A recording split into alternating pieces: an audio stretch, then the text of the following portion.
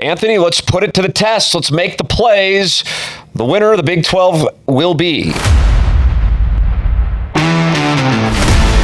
Ladies and gentlemen, welcome to the Spread Zone, presented to you by FanDuel. My name is Tim McKernan, joined by Anthony Stalter. Hello, Tim. What's up, man? Riz is on vacation this week, so we will handle things ourselves. I know when you go by Tony that it's time for me to make sure that I am following your lead. So are you in a Tony mode today, or are you in an Anthony mode? You know, I don't want to overuse the Tony Stalter. Yeah, because that is, I mean, I'm in the lab. There's pie charts involved. There's all kinds of spreadsheets, data points. What other computer-esque? It's algorithm season when you're Tony Stalter. Yes, net.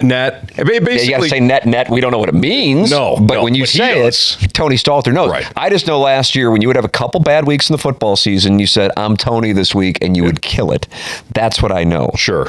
So since we're leaning on football for today's edition of the Spread Zone, I thought you might be in Tony mode. We're looking at the Big 12. Yes, sir. College football. Yep. And we're looking at the NFC East in the NFL, and then finally the final regular season event of the PGA Tour season, the Wyndham. So that is what we have for those of you here on the Spread Zone, where our goal is to attempt to turn your dollar into at least $2, if not millions of dollars. So Riz on vacation. Yes. He wanted to be here when we went through the SEC. We went through the Big 10 last week. Mm-hmm. This week, the Big 12. College football. Last year, the Big 12 had a big presence because Texas Tech became one of the stories of college football. Yep. But then they were eviscerated by Oregon in the Orange Bowl. When you look at the Big 12, number one, it's always intriguing just to be able to name the teams in the Big 12 if you can. And then number two, the diversity where you could see a team come up from nowhere, kind of like Texas Tech did last year, and find themselves in the national picture. You know, Tim, as I was going through the Big 12, I think there are more intriguing storylines here than I originally thought. Mm-hmm. You know, we spend so much time talking about the Big 10. We spend so much time talking about the SEC.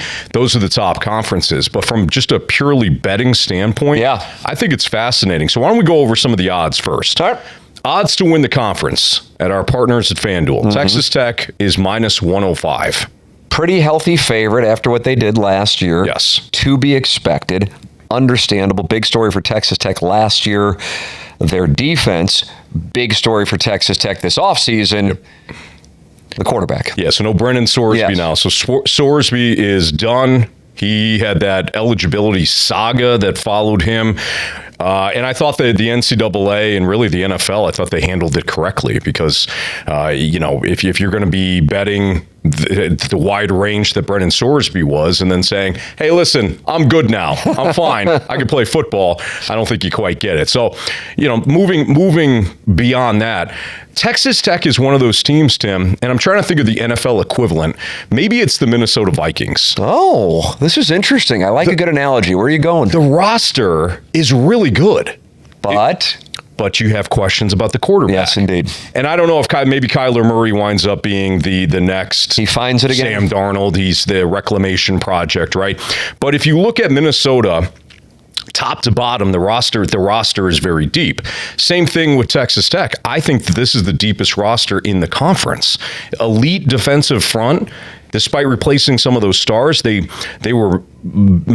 massively reloaded in the portal when it comes to both sides of the football, especially along that defensive line.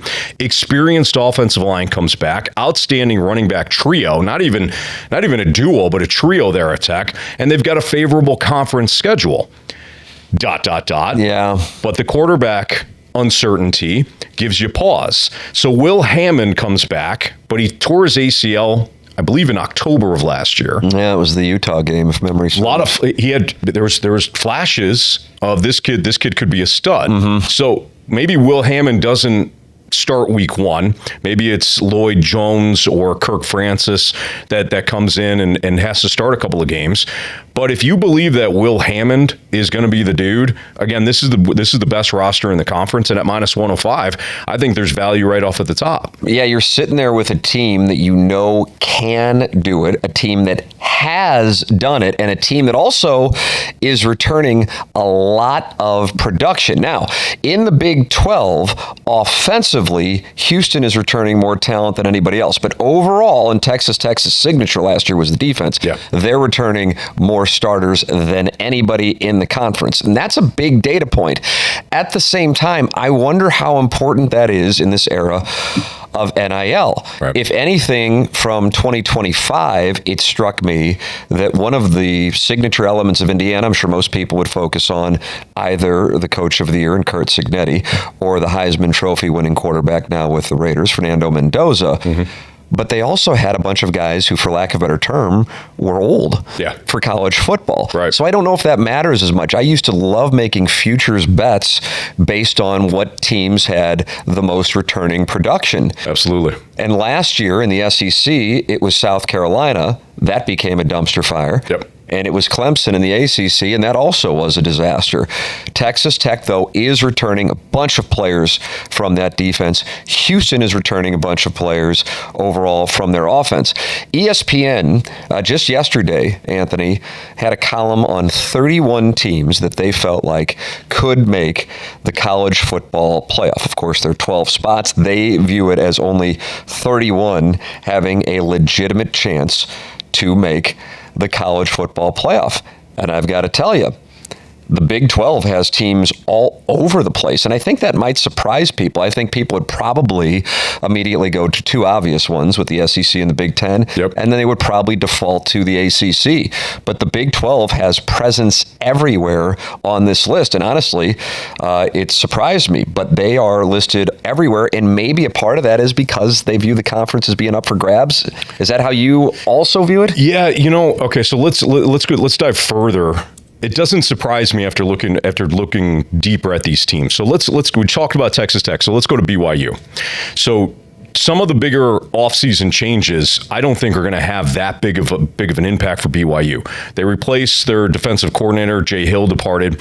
They lost their top 3 wide receivers, and then Kelly Papinga takes over defensively. But you got Bear Bachmeier that's coming back from last year. He's one of the conference's top quarterbacks. They got an excellent offensive line, physical defense, tremendous experience, and one of the better linebacking cores in the conference. So if I'm looking at Texas Tech's biggest weakness and saying, well, quarterback uncertainty, right? BYU's potential weaknesses, they don't have enough proven playmakers at wide receiver. Mm-hmm. The scales balance toward BYU in terms of what are you more concerned with. So I think if the biggest question is who emerges as Bachmeier's go-to receiver, I think BYU offers absolute tremendous value at plus 550 to win the conference. Yeah. I mean, you go from Texas Tech minus 105 to plus 550. I think there's something to be said for that, Holy especially when you're smokes. talking about quarterback uncertainty. Yes. If you are looking at the teams that make it deep in the college football playoff, or just the teams that find themselves in the conference playoff championship games, either one, most of the time you're going to find a signature quarterback under center for these teams, and that certainly was the case when we saw in the championship game last year with Mendoza and Carson Beck at Miami, much less what we saw with Trinidad Chambliss and what he did for Ole Miss. Yeah, Texas Tech to win is minus 105, and BYU to win is plus 550. ESPN, of that list of 31 teams that they believe can be in the college football playoff, 6 of them, so essentially to just shy of 20%, are from the Big 12. No kidding. But not necessarily in the order that our presenting sponsor, FanDuel, has them listed. They do include Texas Tech and BYU, of course. They also include Houston, who I made reference to with all of the returning talent offensively. Utah, that tends to be a showdown as well. No Kyle Whittingham this year for the Utes. The 5th shortest odds in the Big 12, Kansas State, but ESPN did not mention them in 31 teams who could win the college football playoff. Yeah, I'm not high on Kansas State. Yeah, you don't think this is a big year in Manhattan? So Klein comes back. Right. Avery Johnson, the dual threat QB there. You love that. But they just, like, that's a newly assembled offensive line. Mm-hmm. I don't like when there's offensive line question marks. Boy, I couldn't agree with you more. I think it's so underrated when analyzing a team. Yes. Because you don't know the names, but man, when they miss a block or a team can't move the ball on the ground, that's when you start to appreciate the value. And when you have problems there, that manifests itself over the season, especially if you lack depth when guys get hurt. The only 2 Super Bowls that Patrick Mahomes lost were the 2 where they couldn't keep him upright. Yep. So Avery Johnson, love him. Favorable conference schedule for Kansas State, but otherwise, I got to pass because of the offensive line issues. Houston's intriguing because they return Connor Wegman, the Texas A&M transfer from a couple of years ago. Now they have an outstanding offensive line. I actually like them top to bottom. They just have a difficult schedule. Yeah, that's an issue. So that's it's when you're choosing some of these teams, like, okay, Kansas State's interesting because of the conference schedule, but I don't like what they offer top to bottom on their roster, especially on that old line that we just talked about. But with Houston, I like the team much better. I think Willie Fritz is doing a great job, and this is year 3, so everything's coming together. Yeah. But the damn schedule is too difficult. So I think that when you look at kind of the value, so to speak, in this conference, it still comes from Texas Tech, BYU. Utah is interesting because they got Dampier, but what do they look like without Kyle Whittingham? Yeah. And I think Kyle Whittingham is probably worth a win or 2 a year based on, from having his team prepared. Just stability. Yes. Stability out there. Yep. I'm trying to find an interesting... Oklahoma State's very interesting from the standpoint, and just I'm not saying they win the conference, but keep this in mind if you're betting Big 12 this year. Look for the over in a lot of Oklahoma State games this year. I think they could have a top 20 offense, and I think they have one of the worst defenses. Dreadful defense. Yes. They enjoy putting up some points sometimes in Stillwater, and also enjoy not stopping people putting up points. This team was listed 20th overall in that ESPN column that I'm citing as the 31 teams that. So sorry to cut you off. We have Texas Tech and BYU. Okay. This one is listed with the 7th longest odds per FanDuel, our presenting sponsor, but they are ranked as the 3rd most likely to make the college football playoff in the ESPN column, and it caught me off guard, candidly. The Arizona Wildcats. Okay. So if you want to talk about a number that with the ESPN analytics, they see big things coming from, well, they're the 7th longest odds here to win the Big 12 Conference Championship game at plus 2,200. And to make it, you're getting 10 to 1 on your money. They're plus 1,000. The reason being on Arizona is the potential for a winning record on the road. That is where you earn points historically with a very small sample size, this college football playoff committee, but Arizona will have opportunities on the road when they get BYU, West Virginia, Texas Tech, and Kansas State. That could put them over the top to try to get that 11 seed. But from the standpoint of their other issues, Arizona could find themselves losing some games early on in the season, and that would just drag them out of the competition. Arizona, for the record, could sneak in with an at-large bid as the league's runner-up. Texas Tech and BYU, of course, the front-runners. They have a game at Texas Tech on Halloween. So that would be a hell of a test if they're able to go. Lubbock is a tough place to play, and it kind of flies under the radar because of the famed SEC and Big Ten venues, and also Notre Dame. So with that said, Arizona is on the list as well. Also on the list, we were talking about Houston. Houston is on there behind Arizona, though. And then you have the last one that we haven't mentioned yet, TCU, the Horned Frogs. They, for the record, plus 1,700, Anthony, to win the Big 12, plus 700 to get to the conference championship game. TCU could be, they're interesting. So they got a new quarterback, they got a new offensive coordinator. So the Harvard transfer comes in, Jaden Craig replaces Josh Hoover. They've got a lot of experience on that coaching staff. But again, the offensive coordinator is going to be different, quarterback's going to be different. They had to rebuild the secondary through the portal. Yeah, they've got a really strong rushing attack, which is good because obviously you can shorten games that way. They might be exposed against better passing teams, and they get a brutal conference schedule. Yeah, so November alone, yes. Arizona, Kansas State, Utah, and Texas Tech. It wraps up with Texas Tech on Thanksgiving night. Whew. Yeah, not in love there with TCU's schedule. Going back to Arizona, when it comes to, again, there's another team that had a lot of portal transfers and additions coming in from a defensive standpoint. The offensive skill sets, skill positions also had to be largely rebuilt in the offseason. But they've got a 4-year quarterback now in Noah Fafita who could surprise in the conference. We have a veteran quarterback. What's that worth from a win standpoint? Yeah. You're on the road. You mentioned the road, the fact that Arizona can pick up some road wins. You got a veteran QB that's seen a lot now. Yeah. Opportunistic defense for Arizona. I'm more intrigued by Arizona than I am TCU. Arizona plus 2,200 to win the Big 12. TCU plus 1,700. Anthony, let's put it to the test. Let's make the plays. The winner of the Big 12 will be... I'm going to go BYU. You're going BYU? Yeah, plus 550. I think they offer more value than Texas Tech. Not to say that the Red Raiders can't repeat, but BYU bringing back basically everybody outside of those wide receivers. I'm going to go plus 550 on that. Texas Tech doesn't give me a price that I like. Right. And then I can't get on board with a team. Essentially, we're asking them in conference play. This is conference here. We're not talking college football playoff. Your conference to navigate a schedule in which they would most likely only be able to afford to lose at most 2 games without a proven quarterback. And I know Will Hammond's there, but I don't know if I can invest on them based on that.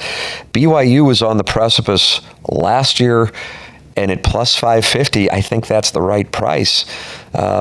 I'd love to skip Bayless, Stephen A. Smith with you and just disagree for the sake of it, but my honest play, I got to go with what I think. Yeah. And that's BYU at plus 550. And you're getting 2-1, by the way, on your money just for them to make it to the conference championship game, whereas you're minus 260 for Texas Tech to get there, and I couldn't get on board with that. No, if we're playing the numbers, I think that's it. That's the play. BYU, both Anthony and I on board with winning the 2026 Big 12 championship. Now we pivot to the NFL. The AFC East was the focal point last week. Now we go to the NFC East. Tim McKernan and Anthony Stalter with you. Riz on vacation. This is the Spread Zone, presented to you by FanDuel. Welcome back to the Spread Zone here. Tim McKernan and Anthony Stalter with you. The show presented to you by FanDuel. First segment talking college football and our Big 12 season preview. And Anthony, now we go to the NFL. Last week we took a look at the AFC East. This week we are taking a look at the NFC East. Here are your NFC East numbers as we sit here on August 5th, 2026. The Eagles, your favorite, at plus 125. The Cowboys right there, though, at plus 200. And then we have some longer shots with the Commanders and getting Jaden Daniels back at plus 500. And John Harbaugh's first year at MetLife Stadium with the Giants plus 550. A couple weeks ago when Riz was here, we're talking about some MVP futures, and Dak Prescott, it's somebody that we were intrigued by at plus 1,400. Yep. If the Cowboys do get things going, the attention that he would get. How do you size up the NFC East, Anthony? Still the Eagles to lose. Yep. I think we tend to, as sports fans, we want to move on quickly from what we've seen, and what we've been seeing is the Eagles dominating. So as soon as there's like a flicker of hope for another team, in this case it's the Cowboys, we want to just move on, right? Chiefs are done. They win, 2 more Super Bowls. Eagles, they're done. We're moving on. Let's buy into like the Jalen Hurts narrative. He's ruining everything in Philadelphia, right? If you want to individualize it, you could say Tom Brady's done. He's in Tampa. No, how do you do? Super Right. Bowl. Absolutely. So I'm not going to move on from the Eagles, which still has one of, if not the best rosters in all of football. I know they traded A.J. Brown. How much concern does that give you? To me, look, they have more than enough weapons. They still got Saquon Barkley. They still have Devontae Smith. They bring in Mekhi Lemon, who, as a college football fan, I know you watched a lot of Mekhi Lemon, unbelievable player at USC. I'm not saying he's going to be A.J. Brown, but they still got Dallas Goedert. They spent a second-round pick on Eli Stowers. I think they're going to be fine, and they still got the offensive line. Defensively, I still like what they have, and they bring in Reek Woolen to play one of the cornerback spots. It is still Philadelphia's division to lose, and the fact that they're still getting plus money on that, I'm good. If it were a minus 130, minus 140 situation, maybe you roll the dice with the Cowboys, because I do think Dallas is going to be pretty good this year, but you cannot replace the overall depth that Philadelphia has, or maybe not replace, but compare the overall depth between the two teams. I know Dallas brings in one of the best wide receiving cores in the NFL. Yep. If the best wide receiving core in the NFL, is there any correlation to actually winning anything of importance? I would value that more. But just because they have George Pickens and CeeDee Lamb, Ryan Flanoy, he emerged last year as a guy that is a really good player. Dak Prescott, Luke Ferguson. They have got Jake Ferguson. Excuse me. They've got just a star-studded offense. They're going to put up points, but they still have a lot of defensive question marks, including up front, where, of course, last year they traded away their best pass rusher in Parsons. So Philadelphia, Dallas, and then if you want to get into the other two, we can. But how do you see things? Well, so last year on our futures programs, in college football, I loved Clemson and South Carolina, and I think they had the worst years their programs have ever had. Yeah. And I loved the Washington Commanders and Jaden Daniels, and I think they had one of the worst possible years they could have had. So that's what I do for teams. That's what I do for organizations, is I destroy them before they even get. You're welcome, Washington. Yes, exactly right. So Daniels back this year. They're projected as third, well behind the Cowboys and Eagles in the NFC East. I wonder what we're going to see when he gets back on the field versus what we saw when they found themselves in the NFC Championship game in his rookie year. Are we going to see a guy bounce back and restore the glory that he had in his rookie year, or is he going to mimic more of the former Washington quarterback RG3 who made magic in 2012 and then was a shell of himself in the years going forward, coming off of injury? Yeah. How do you see things with Washington? I caution tale last year. I said, I don't think Washington is good enough for Jaden Daniels to wear the Superman cape again and have to do it all on his own. I mean, the games that they were winning his rookie year, taking nothing away from him because he was remarkable, but the games that they're winning in his rookie year could have gone either way. I mean, there was the Chicago game. That's the most famous of them all. Yeah. That's the most notorious game where obviously Chicago just, if the one corner pays attention. These are basic requirements. It just pays attention and doesn't literally bat the ball back to who caught that one? Which wide receiver was it? Oh man, was it Brown? I think it was. I think it was Brown. As the secondary is crap talking the fans. Yeah. But there were several games like that where the games could have gone either way. Granted, going into Detroit and routing the Lions on the road was nothing short of impressive. But I think last year was more of an indication of what Washington actually has than the year before. I think if people start to say, well, if Jane Daniels is healthy, if he's healthy, I think you still have an average team. That's what it goes back. That's where I am on Washington. Like, maybe he's healthy, but then what about the supporting cast for him? Yes. Even if he's healthy. What's the run game look like, Tim? Who is it? Who are you going to land? Who are you going to land on there? They signed Rachaad White, and they still have Ja'Cory Krosky-Merritt, he's a good complimentary back. But what else you got? That's where I land on them. I'm actually surprised that they are third in the NFC East projections. I realize it's basically neck and neck. They're just slight favorites over the Giants. And again, we're talking about the New York Giants here, but man, if you gave me a choice of who's going to finish in third or fourth in the NFC East, I'm taking the Giants over Washington. I'm shorting the Washington market. Now, maybe this is an overreaction of being so wrong last year. How do you see things for John Harbaugh in year one in New York? You know what's interesting? When Cam Skattebo came out and he did the flip. Yes. And Delightful moments. And he didn't land it. And what did Harbaugh say? He said, if you're gonna do it, at least land it. That's right. Which to me, and maybe I'm reading the tea leaves too much here, Tim. Okay, but to me is, I don't really care what you're doing because I'm going to cut you at some point. Like, you're not my guy. And that's how I feel about John Harbaugh in New York right now. Like, hey, Cam, do whatever the hell you want. You're not going to be my guy in the future anyways. This is going to be, we are rebuilding. I think that it's going to take, I think they get the new coach bump. So maybe it's worth another win or two. Yeah, maybe it's worth another win or two. Because typically when the new coach comes in, everybody, it's like when you get a job and you got a new boss, everybody's on their toes a little bit more, right? Yeah. I think John Harbaugh, who obviously knows what he's doing, he'll bring some stability to the Giants, but they ain't going to win anything of importance this year. Yeah. Maybe toward the end of the year they start to piece things together, and maybe you start to look at some of the if they're undervalued, if the market is shorting them in December, maybe you start to take their points. But there's still question marks. Malik Neighbors is their best player. What does he look like when he returns? When will he return? Jackson Dart had his moments last year, but he's a walking injury too. And Cam Skattebo kind of speaks for himself. So.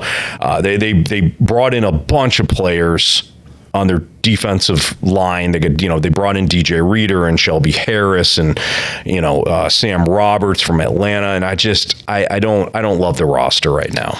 It will be difficult, and on top of it, it's not a favorable way for them to start the Harbaugh era, but maybe they'll get it to start things off. They get Sunday Night Football against the Cowboys in Jersey, and then they have to head out to Southern California for a road game on Monday Night Football at the Rams.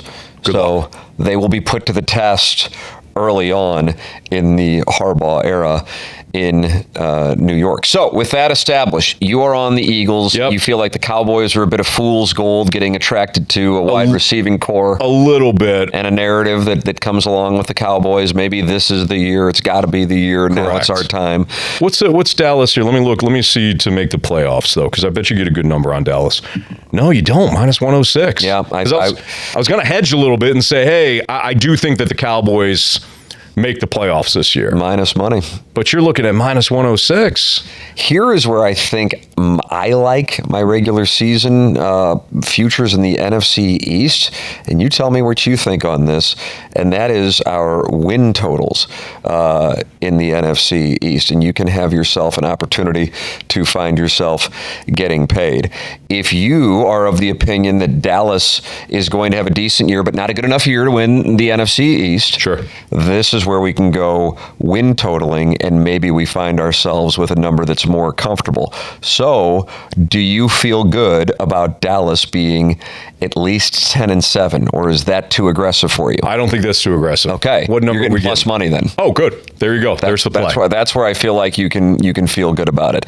Dallas is plus 105 to beat 10 plus wins. I like that. So if you're going to play anything Dallas wise, I think that's the best price. I think that's where I land on the Cowboys. I feel good about that, especially looking at their schedule. What a great Thanksgiving game that they have against the Eagles in Dallas, by the way, at 3:30.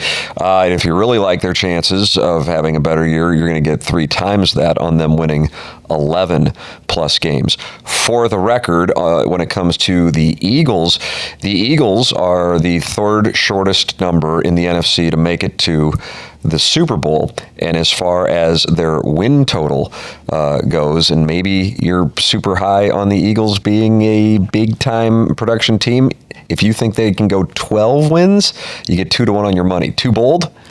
Because you're minus 150 for them to be an 11-win team. For Philly? Yep. They're put to the test in that schedule. I think the number's right. Yeah. So 11.5 is the sweet spot. And you don't want to go. If you're playing it, I still like Philly because you're getting plus money on them winning the division, correct? That's correct. So I think that's the play. And that's where you're getting your 2-1. And Dallas, if you want to go Dallas, then there you go with the win total. And if you are really not sold on the Washington Commanders, you can find yourself in a good spot getting 2.5 to 1 on your money. If you think that this team is an absolute debacle, you can short this market in a major way on Washington. Just to give you an idea of where the market is on Washington, their sweet spot total is being an 8-win team. I think that's too high. That's what I was about to say. Yeah. That strikes me as, like, I'm thinking that this is probably in the 5-6 category. I could see that more than I can see them getting over the getting to 9 wins. If you somehow see the Giants surprising the world, if they were to get to 8 wins, the Giants are plus 100. Yeah. And you'd plus 100? I'm going to leave that. Plus 100 if you think they could somehow be above 500, plus 300 for the New York Giants. And as far as overall, anybody to shock the world beyond the Eagles, who are plus 1,700 to win the Super Bowl, the Dallas Cowboys, always a darling of the public, plus 2,200. Washington is plus 5,500, and the Giants are plus 6,500 to win the Super Bowl. The longest odds remain 2 of the 3 teams we previewed last week from the AFC East. The Jets at plus 35,000 and the Dolphins at plus 100,000. Sandwiched in there, the Arizona Cardinals, who are at plus 100,000 as well. So there it is, the NFC East here on the Spread Zone as we get you ready for the football season. Things getting underway in the preseason here tomorrow night. The final regular season PGA event is taking place at the Wyndham this week. We'll take a look at that coming up next here on the Spread Zone, presented to you by FanDuel. Welcome back to the Spread Zone. It is presented to you by FanDuel. Tim McKernan and Anthony Stalter with you here on the program. Riz on vacation. And Anthony, we try to make people money no matter where we are, even if we are going to the Wyndham Classic, the final PGA Tour regular season event taking place this week. And this is where we get into handicapping motivation like we do for bowl games in college football. Okay.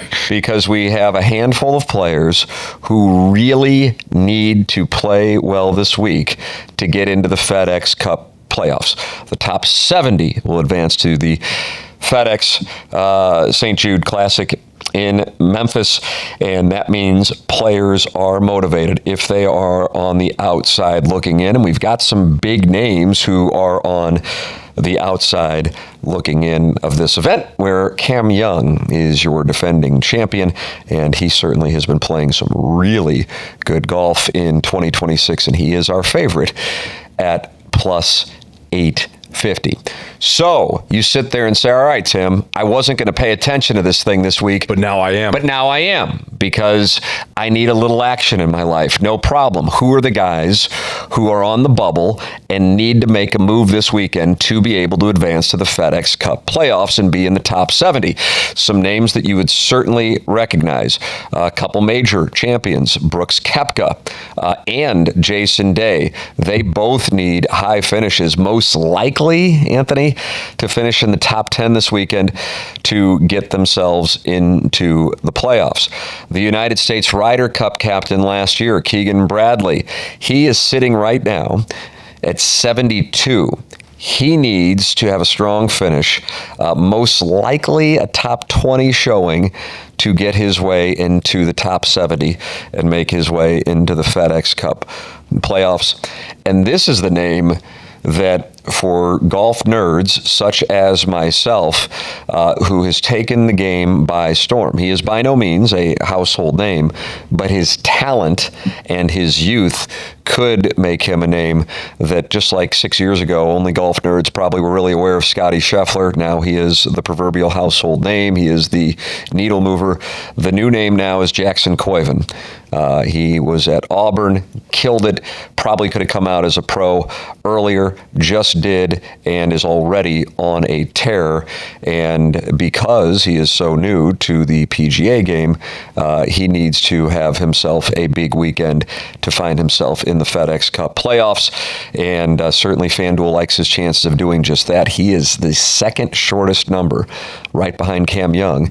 He is second. He is plus 1,800 to win this event. You're asking about Keegan Bradley, who has the motivation factor in play, kind of like when we're looking at a bowl team. Keegan Bradley, who is sitting at number 72.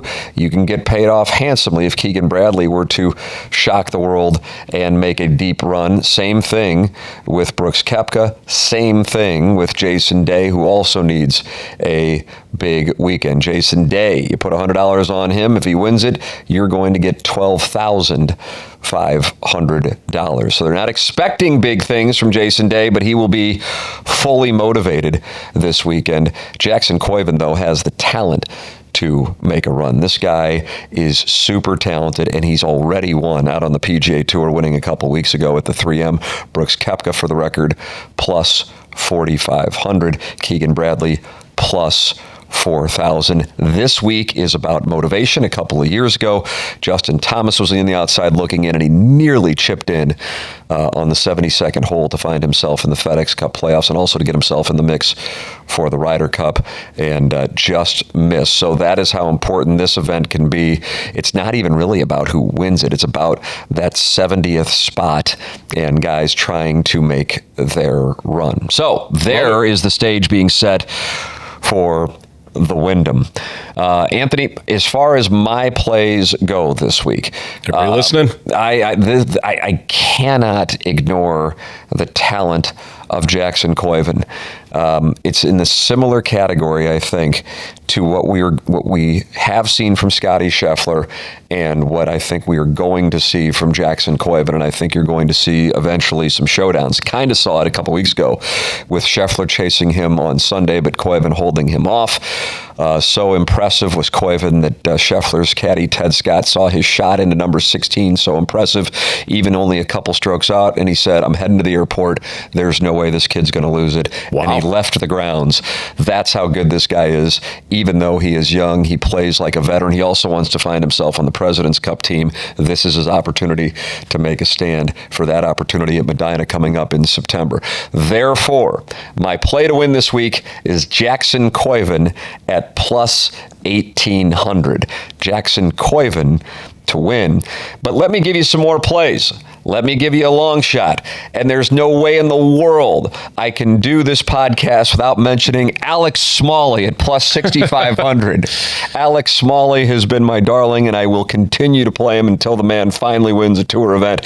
He has been lurking, and someday it's going to happen, and I'm getting 65-1 on my money. And if you wanted to go back even further than Alex Smalley and back further than a name that might not be a household name just yet, Sahith Theegala is plus 10,000. That would be where I would diversify my interests. As far as top 20s go, how about a play on the young man who is making his way through the game at a super young age as well, and that name is Blades Brown. Blades Brown for a top 20 finish will get you handsomely paid off at a plus 200 number. Blades Brown for a top 20. And I also think you're going to see Brooks Koepka attempt to make a run.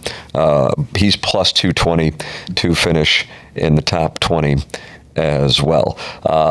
So my play, Jackson Koiven, and I'll diversify with some long shots with Alex Smalley and Sahith Theegala, Brooks Koepka, Blades Brown, top 20s. That's where my plays are for this week at the Wyndham. So there it is. The book is closed on the regular season. of the golf season. They will make their stop next to the top 70 at the FedEx St. Jude. Coming up, more football previews from Anthony and myself. Riz will rejoin us next week, and then we will go more into the NFL and into college football and the FedEx St. Jude Classic. Anthony, looking forward to that. Same, Tim. Thank you. Let's see if we can make some money this weekend. Let's do it. And see if we can continue the hot streak here into the football season when things get underway here just in a few weeks now here on the Spread Zone. The Spread Zone, presented to you by FanDuel. We provide information about sports betting for entertainment purposes only. Please confirm gambling regulations in your state of residence. To participate in sports gaming, you must be 21 years of age or older and be physically present in a state where sports betting is legal. If you or someone you know has a sports betting or gambling problem, please call 1-800-GAMBLER or visit www.ncpgambling.org for more information and further assistance.